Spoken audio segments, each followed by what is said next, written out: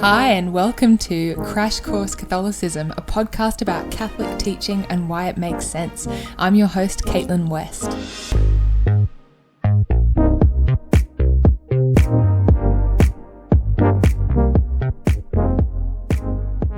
Hey friends, welcome to episode 59. This is one of our Lives of the Saints episodes. Today's saint was actually suggested by a patron, Daniel. Thanks, Daniel, and thank you so much for your support. By the way, I am loving the suggestions that I've been getting from listeners. Please keep those coming because they have been super helpful. So, today's saint is Saint Mark Ji Tianxiang, and he lived in the late 1800s. He was a doctor and a martyr, and he was also a drug addict. And what's amazing about him is that he wasn't a drug addict who recovered from his addiction and then became super holy. He was actually a drug addict at the time of his death. He grew holy while struggling with his addiction. So, in this episode, we're going to go through his biography and then we'll discuss some of the things that we can take away from his story, because this is a saint that has a lot to teach us in the 21st century. So, Mark Ji was born in China in 1834. He was raised a Christian and he eventually got married and became a doctor, and he was a well-respected member of his community. One of the things that we know about his life prior to his addiction was that he was known for providing medical treatment to the poor for free. So even as a young man, he had a great love for God and for his faith, and he was trying to live a good Christian life. However, when he was in his mid-30s, Mark Ji came down with a stomach illness and he was in a lot of pain. And because he was a doctor, he decided to treat himself by taking opium. So for context, opium is a drug that is used today to make morphine, codeine, and also heroin. I read one description of it as a pure form of heroin. So it is a powerful pain reliever, but it's also a really strong and really serious drug. Now, at the time, opium was commonly used in medicine to treat pain, but there weren't the kind of regulations around its use that we would have today. And the problem with opium is that it is highly, highly addictive. And unfortunately, Mark Ji very quickly became addicted to opium. So, opium addicts in 19th century China were really looked down on. So if we think about the attitudes that people often have today towards heroin addicts, it's very similar to the way opium addicts were thought of. Opium addiction was considered deeply shameful. So Mark Ji, when he became an addict, suddenly had to carry this very deep shame. He struggled with his addiction for years. He prayed constantly for God's help to overcome it, but he just wasn't able to. And when we think about how opium addiction works, this makes a lot of sense. People who are coming off opium have severe withdrawal symptoms, sometimes so severe that they can die. Coming off opium is an incredibly difficult thing. If you've ever tried to quit smoking or drinking, imagine doing that, but times a bajillion. It is incredibly difficult. So Mark Ji found it impossible to quit taking the drug. Now, because he was a practicing Catholic, Mark Ji would go to confession regularly to confess the sin of taking opium. However, after a few years of this, his parish priest told him not to come back to confession until he had kicked his habit. This priest didn't believe that Mark Ji was truly sorry for his sin because he kept falling back into it. And he told him that he wouldn't be able to receive absolution or to receive any of the other sacraments until he had come off the drug. Now, this is probably not the approach that a priest would take today. But to understand why this happened, we need to understand two things. First of all, the church's teaching on absolution, and secondly, the way that people thought about addiction at the time. So first of all, you might remember from our episode on confession that in order to receive forgiveness of your sins, you need to be sorry for your sin and also to have a clear purpose of amendment.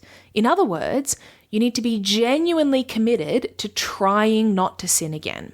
And that makes sense, right? Like, you can't be forgiven for something that you aren't sorry for. If you were to go to confession and be like, I've been shoplifting and I have no intention of stopping, then you're just telling the priest a fact. You're not actually asking for forgiveness, so you can't be forgiven. But if you were to go to confession and say, I've been shoplifting, it's a compulsion, I find it very difficult to control, I'm sorry, and I'm really going to try to stop. Okay, in that instance, you do have a purpose of amendment, even if you fall straight back into that sin again. And that's the key thing. A purpose of amendment doesn't mean that you definitely won't sin again. It just means that you are genuinely committed to trying. The only thing God requires of us in confession is that we are sorry and we're going to try with his help. Now, from the outside, it can look like someone doesn't have a purpose of amendment if they keep falling back into something over and over. It can look like they're not really trying, even if they are. And this is particularly true of someone who is addicted to something.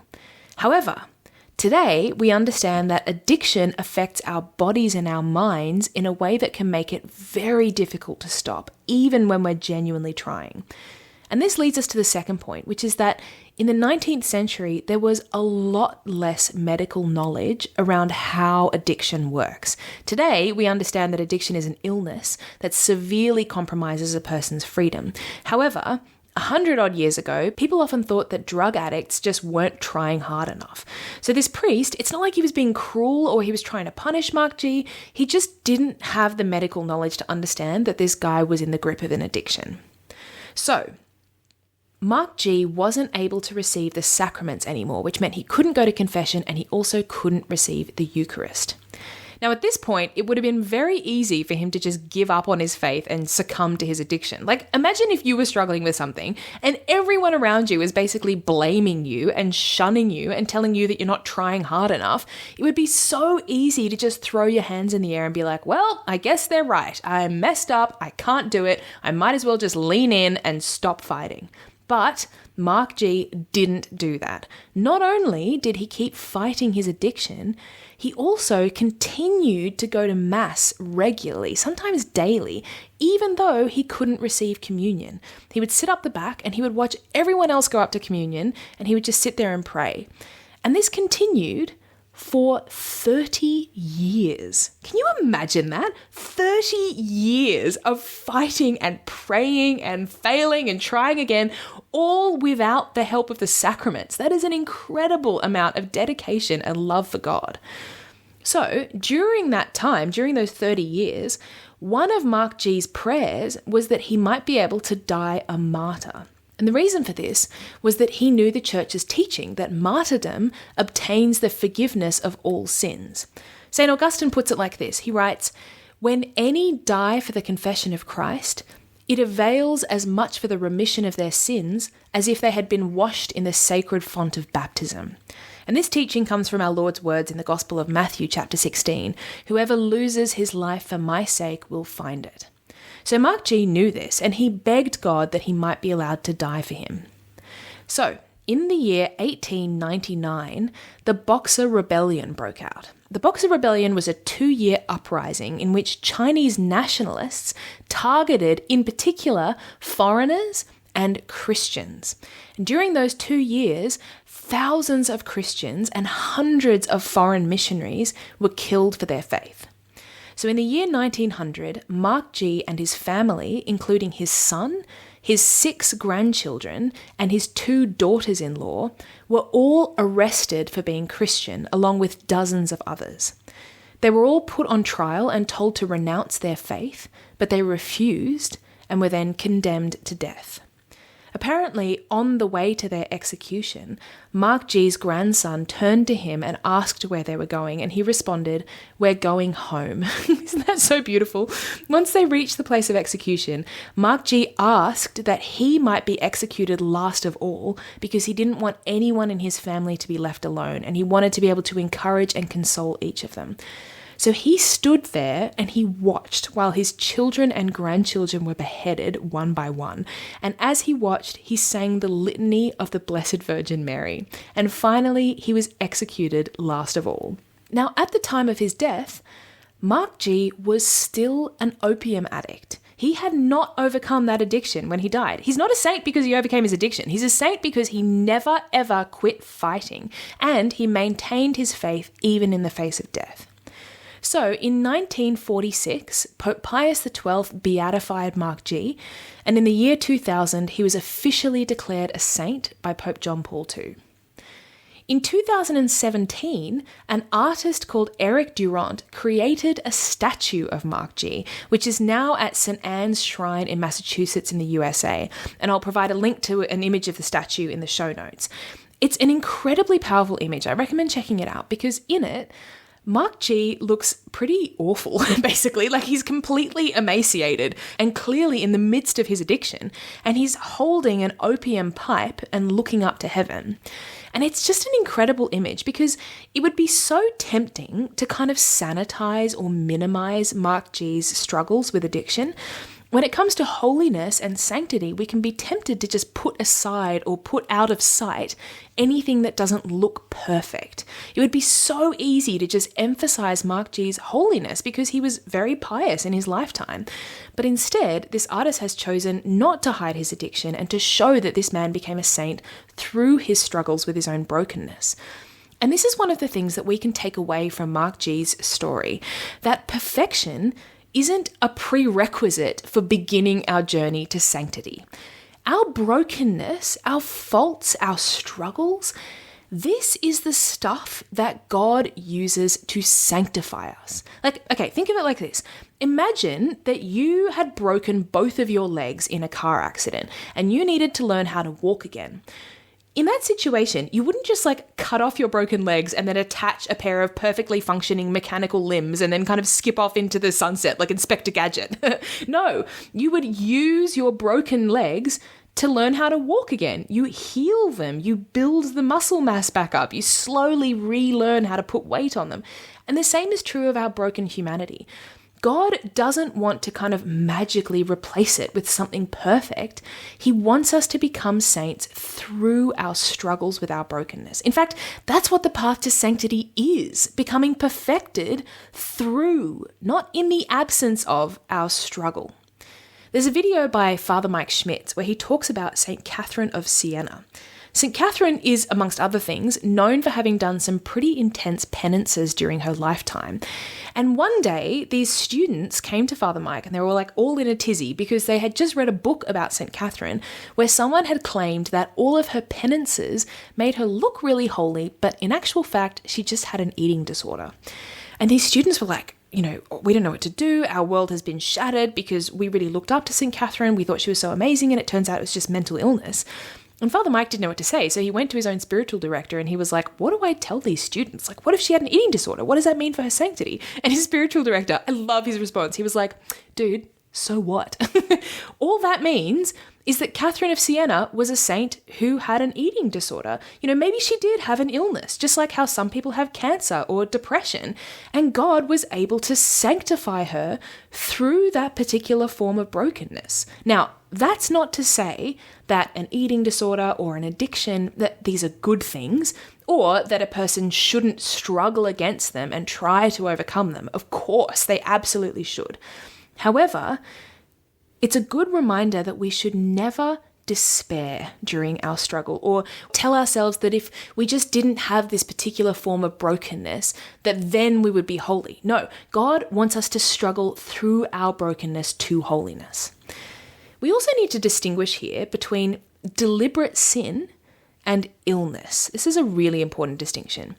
When it comes to something like mental illness or disorders or addictions, something like what Mark Ji went through, very often a person's freedom to choose can be radically limited, and this can reduce their culpability for a sin, even if, technically speaking, the thing that they're doing is serious. So for instance, taking drugs, that is always a serious thing. That is grave matter, no matter what the situation is. However, a person's culpability will be in proportion to their freedom to choose.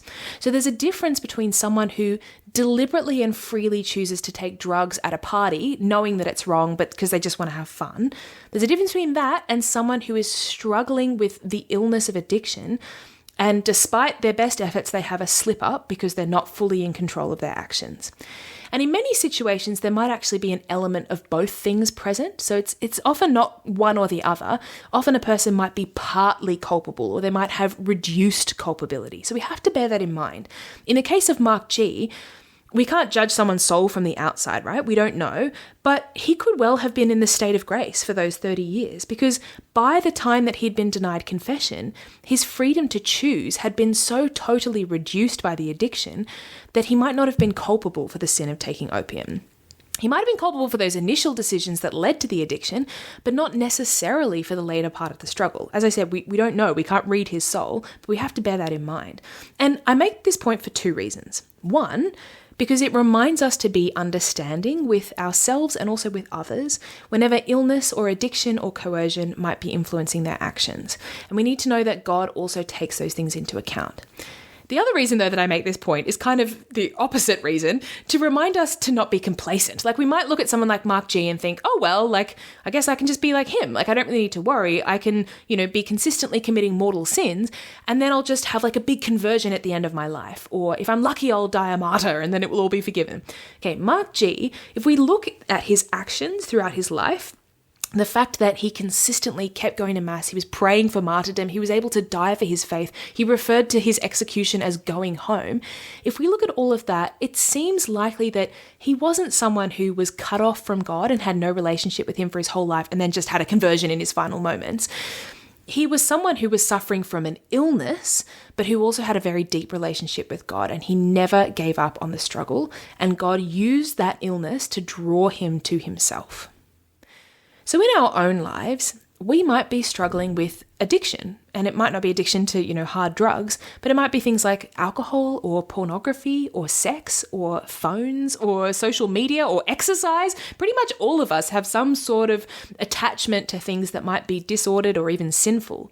And we might have varying degrees of culpability depending on how firm a hold that thing has on us. And we might find ourselves falling over and over. We might wish that God would just take this thing away so that we could finally be holy. Sometimes God does need to take something away. And if that's the case, then he will. But we have to remember, I know I've said it like 5 times, but it's so important. Holiness doesn't mean that we just magically have no faults. Like, imagine someone who just naturally was good at everything and they had all these external virtues, right? They're not necessarily more holy than someone who struggles a lot and wears all of their faults on their sleeves, but internally is desperately struggling to become a saint and to be closer to God. And this leads us to another takeaway from Mark G's story, which is that we can never, ever give up. Ever. We do not have permission to stop fighting. The path to sanctity, it is messy and imperfect, and sometimes we have really big falls. It's not just a single linear upward line, but the main thing is that we never, ever give up. Mark G struggled with his addiction for 30 years before his martyrdom. Mother Teresa once said, God doesn't require us to succeed. He only requires that you try. So no matter how many times we fall, we should never despair or even get discouraged. God is not expecting total perfection. He's expecting a struggle. And this is one of the areas where the devil can trip us up. He can try to get us to focus on the outcome, whether we're perfectly nailing it every single time. But that's not what God is looking at. God is looking at our hearts, at how sincerely we are struggling to do the right thing. I want to read a quote from Jacques Philippe that has brought me a lot of peace personally. He says, "We might believe that to win the spiritual battle, we must vanquish all our faults, never succumb to temptation, have no more weaknesses or shortcomings.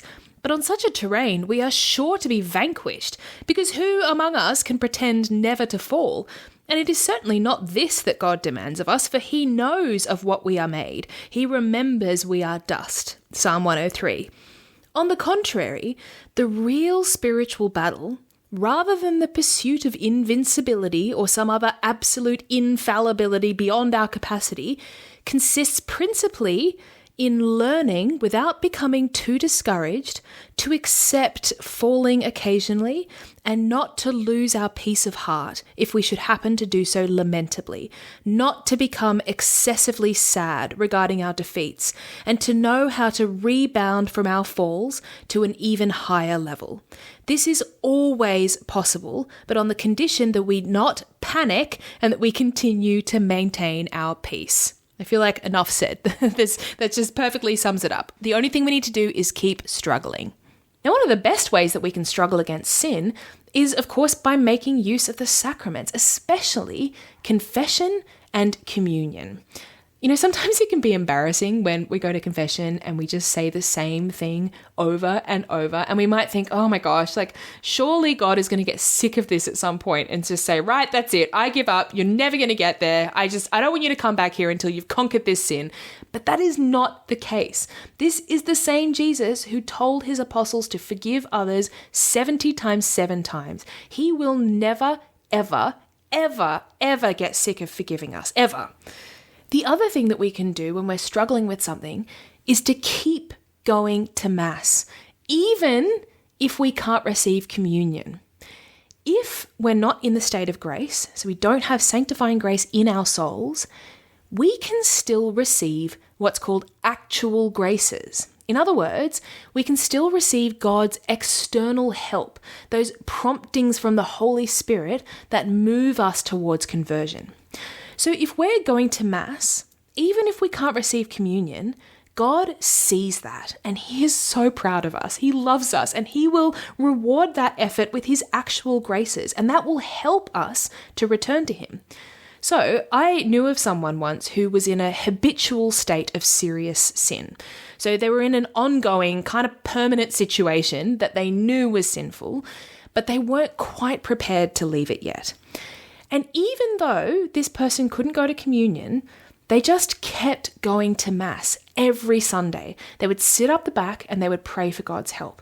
And eventually, after a while of doing this, they were able to find the strength to leave that situation and go to confession and return to full communion with the church. And the fact that they had remained kind of tethered to their faith, even though they couldn't be in full communion with the church, that had been a huge help in that journey. Sometimes the closest that we can get to doing the right thing is just wanting to do the right thing, or even wanting to want to do the right thing. When I was a kid, my mum used to say that to me. She'd be like, Caitlin, sometimes you just need to tell God, I want to do the right thing. Please help me. And if that's where we're at, okay, that's where we start. God will meet us there. He will reward our struggles with his actual graces and lead us to conversion if we let him. So we should never, ever despair and never, ever give up, no matter how far we are from him. And just a word of encouragement before we finish up.